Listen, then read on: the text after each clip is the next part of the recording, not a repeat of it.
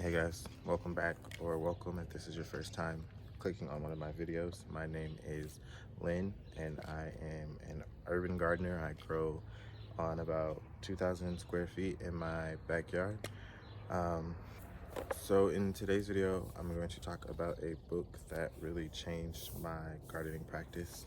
It's called Jadam Organic Farming, The Way to Ultra Low Cost Agriculture by Yosang Cho.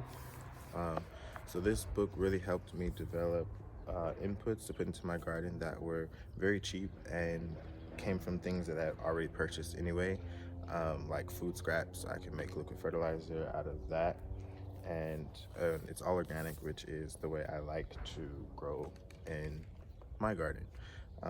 So today I'm going to be showing you guys how I make liquid fertilizer from food scraps.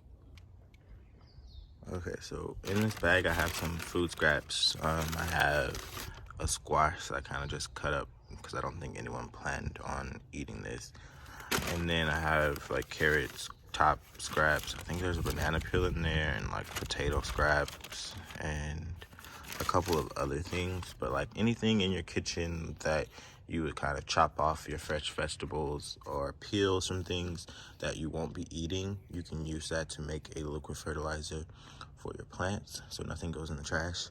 And then over here I have, in the book, he talks about leaf mold soil, which I don't really have here. I don't have any trees that drop their leaves in my backyard, but I do know that there is a spot in my garden that has a lot of microbial life, and that is an important part of putting leaf mold soil into your liquid fertilizer. You want to add microbial life because those things are going to not only break down the food scraps, but once you put it into the soil, the microbes are going to make a home there, and they are going to be a crucial part of the nutrients exchange for the plants, because the plants can't just grab the nutrients, they have to make an exchange with the microbes. So I have a bucket here that I'm going to put everything in. So I'm going to go ahead and dump the food scraps in there, and I'm going to put the soil in there, and then I'm going to fill up the rest of this bucket with water. And then once you add the water, you're going to let it sit for a couple of days, and then it should be starting to break down, and then it should be usable by then. Depending on what the weather's like where you are right now, when it's warmer, it'll decompose faster. Me personally, I like to keep it covered. I live in Southern California, so it's pretty warm all the time, and flies and all kind of flying critters are attracted to it, and they will kind of turn it into a swamp, lay their eggs, and you'll find, worms and stuff inside of it, which is kind of gross.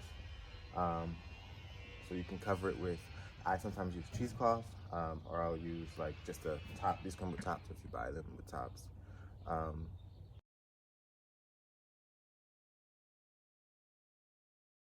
I make my liquid fertilizer from weeds that I pull from the garden. This one I just kind of recently made more because I pulled some weeds recently. If you look, oh God, it smells. If you keep it covered, it becomes anaerobic. Me personally, I have no problem with making anaerobic inputs. You have to do your own research on that and decide if you want to make an aerated compost, or if you don't mind yours being anaerobic.